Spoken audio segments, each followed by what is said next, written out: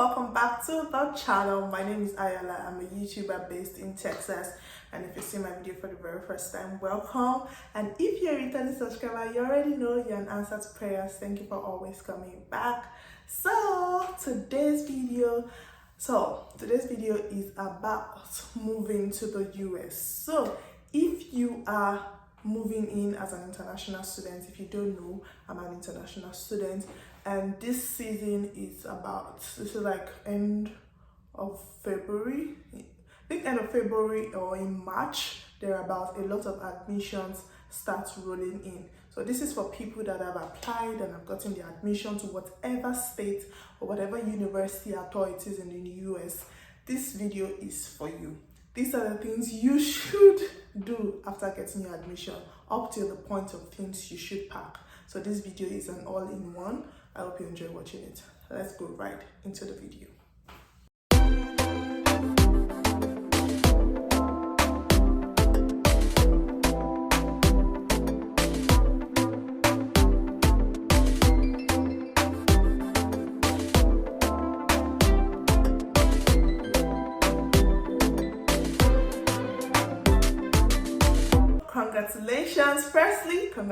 Congratulations, you've done all the hard work. I'm so proud of you. I felt elated when I got my admission. I think I got my admission in April, May, thereabout. It was after my birthday, so it has to be May. So I think I got my admission around that time, and a friend of mine got hers maybe in March. So they're like different time for this thing. So if you have not gotten your admission by this time, don't worry, it's still going to come, or I hope it still comes. So first things first, after your admission, what next? What do you do after getting your admission as an F1 international student in the US or coming to the US? So after getting your admission, the next thing to do is to reach back to your school and get a document called I-20. So to get an I-20, you need to submit your statement of accounts if you are not on a scholarship. If you're on a scholarship, then I don't think you need a statement of accounts. But if you're not on a scholarship, you need a statement of account to prove that you have enough money to fund you for like the first year. They are not asking you to give a statement of accounts that contains like a lot of millions that will sponsor you throughout your education. No, but they are just asking you to see that you can get your education funded for a particular period, at least the first or second semester. So you send them your statement of accounts, you send them, I don't know, some people, they give them, so this, I don't know of UK, but US schools, what they require from you is basically your statement of accounts and what else? I think that's all. Basically, that's all. But in case there's an additional information like medical records or any other thing that they're asking for, please do send it in. It's very easy to send. The same way you got your mail and all that, just send those documents in and they will send you back your I-20. So this I-20 is what you need now to apply for a visa. Now, this is the funny part. Applying for a visa is dicey because now in Nigeria you have to, it's a lot. Like, you don't get a date even as an international student that they know that you're supposed to resume school in August. Getting an interview date is like a full-time problem. It's disheartening because now I've done all the work, I've gotten admission. Why do I have to wait for this long? So please pray. See, pray. Just first pray very well. In my situation, after applying for the visa, getting my I-20, I had somebody that helped me. Although I did every other thing myself, but this person did not, like, I basically still ended up filling the form because there was error in the first form I filled. So I had to refill it. The S-160, I had to refill it. That's the form you fill to apply for a visa. So I had to refill it. But I got the form, then I used the form to fill my DS-160, then submit it to the American Embassy and applied for an emergency. So when I first submitted, they gave me a date in 2023. This was in 2022, and I was supposed to resume in August, but they gave me a date in 2023. It's crazy, right? That's what I'm trying to tell you people. So I had to reject that particular one and apply for an emergency. So it's two things. You apply for an emergency or expedited dates, like they call it. You apply for an emergency if you're a student, and also I think medicals, I don't know how it works, but you apply for an emergency. I applied. Some people don't get the emergency, and you can only apply for an emergency once. You can't apply 2 times for emergency. So this is why I say you need God. You need a lot of prayers for this thing to work. So you apply for an emergency, and in my own case, I was able to get the emergency date. I think that's the only reason why I'm grateful that somebody helps me to apply for the emergency, because I felt like maybe if I'd done it myself, I don't know, maybe I'd have made a mistake that would have made them reject it. So these are the only reason why you should seek for help, and you can ask other people that have done it before how they apply for emergencies. So you apply for an emergency, you attach your document to prove that you really need to be in this place at this so time. So please guys, give me a good date for interview. I applied for emergency, and my emergency was like past August. It was like 22nd. I tried finding a new date. I joined through Naira Land. I joined a group, and we're looking for dates. We search for dates, like we give you time to check in your portal for dates. But unfortunately, I didn't get an earlier date. I went for my interview, and in case you were wondering how my interview went or details of my interview, I have the video here on my channel. You could check it out on how my interview went. I'm not here to talk about my interview proper. So that's the next thing. After you get your interview date, and by God's grace, you get approved, congratulations again. You are one way away from Nigeria. You are one way away from your country. I know it's not only Nigerians that are watching this video. So you are one way away from your country. Next thing to do is start packing up. And this is the funny part.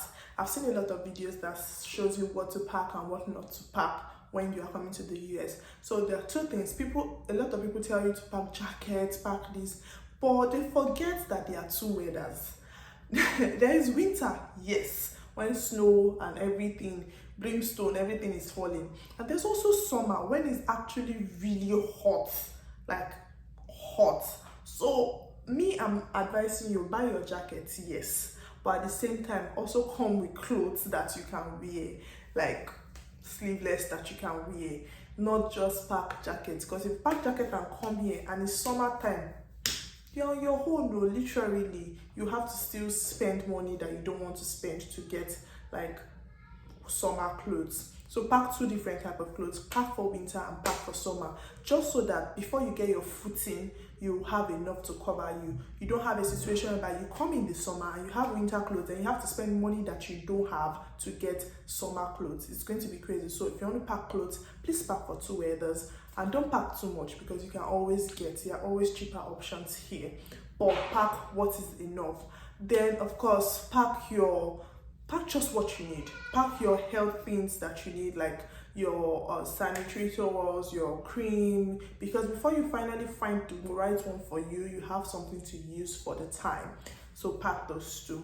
Then for food stuff, we are Nigerians. I personally have issues with food. If you've seen my videos, you will know that I am not an explorer when it comes to food. I'm trying, but we are not there yet.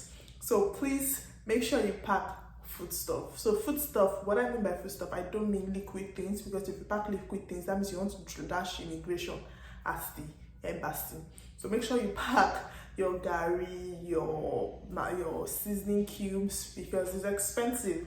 I have an African store at my disposal, like I work in an African store, and I can tell you for a fact that these things are pricey, especially when you are doing conversion in your head, naira to dollar, naira to dollar, naira to dollar. Hey, it is crazy. So pack the seasoning cubes, don't need to pack things like spaghetti. Those ones are like, look, if you want to eat different kind of spaghetti for the next 5 months, like without repeating the same brand, trust me, there is. So you can leave all those foreign stuff, pack the local things, the fish, the dry fish, those ones are really pricey, so pack those ones.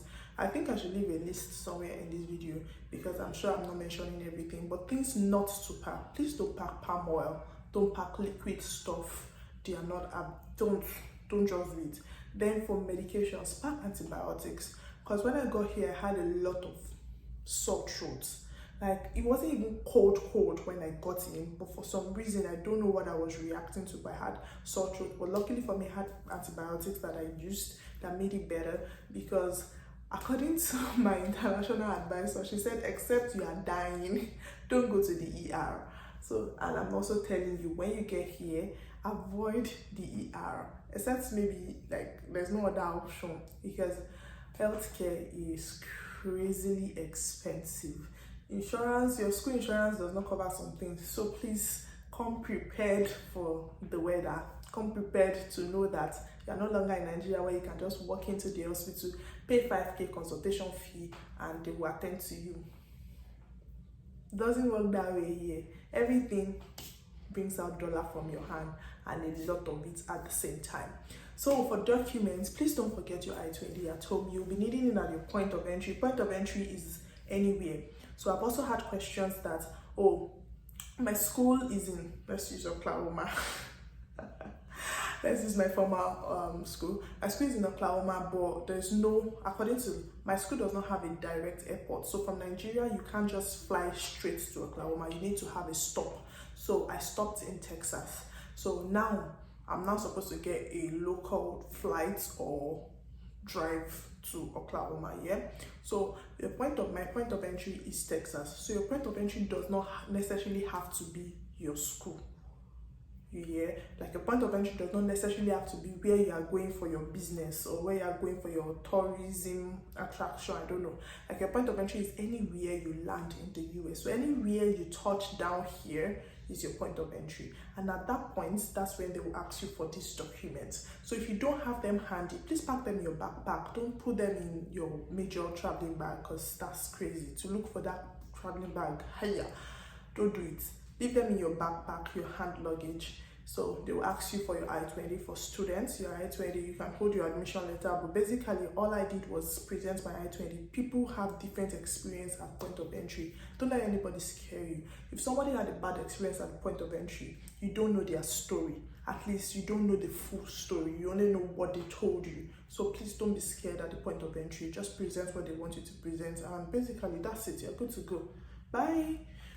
So I-20, your admission letter if you want to, if you're not going to school straight, whatever it is, just answer, and please answer the question. Don't answer what they did not ask you. Don't be a Nigerian. When you get there, don't be not just a Nigerian, don't be any other thing you're coming. Just behave like them. When you get here, good morning, good morning. Give me your I-20, give him your I-20. Don't start to say, oh, I-20, should I give you my admission letter to? Nobody asks you. Do what you're supposed to do and get out of there peacefully. And please don't carry anything implicating. Just come. Just come as you are, basically. So things to pack. Please don't forget your documents. They are very important. Don't pack too much clothes, but pack enough. Please come with your health, your care materials, your drugs. I hope this video has helped you and taught you something. If you have any other question on what to pack and what not to pack. And one thing that stood out for me is I came with my power bank. I didn't actually need it in the end. I was looking for how to even send it back to Nigeria, because there is like 247 electricity. Like if there's no lights, then there has to be a good reason why there is no light. So things like power bank, you can easily just give away to your friends back home. Give them, they need it than you do. Then your charger, try to change your charger mount. So my system charger is the regular circular thing you fix to the wall, the one you fix to the wall. Here they only use that flat, I don't know how to describe it, flat charger. I'll find a picture of it. I'll put a picture of it somewhere here. So try to get those chargers and don't come with your old charger. It's going to be useless because there is no port for it. There is no charging, there's no socket. You know what I'm looking down?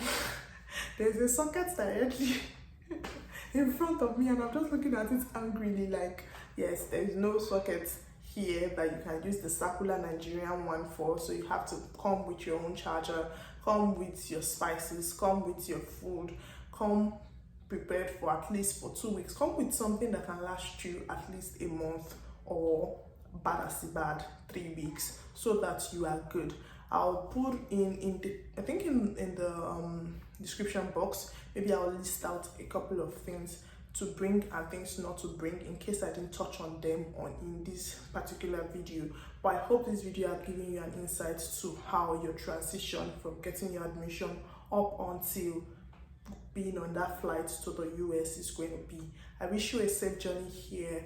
I hope you already have, like, you can have a virtual bank account back home. So virtual bank account, I mean PiggyVest, VBank, There are a lot of them. I can't remember their name at the top of my head, but of course, piggy bank is like the most popular one I know of. So you can have those ones, and they will give you a card, a virtual card that you can use to pay for things when you get here.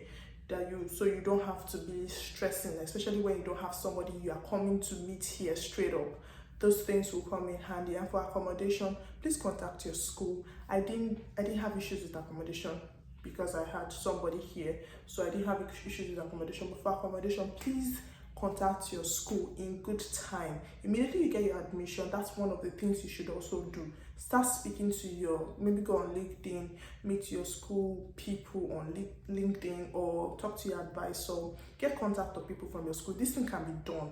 The world is a global village enough for you not to stress about some things. So go to their Instagram page, pick out people. Don't pay money to anybody, but get information from them. They'll be able to inform you better on how to get accommodation for at least the meantime. The accommodation might not be the best when you get in, but moving on, you'll find your footing and find the best one possible for you.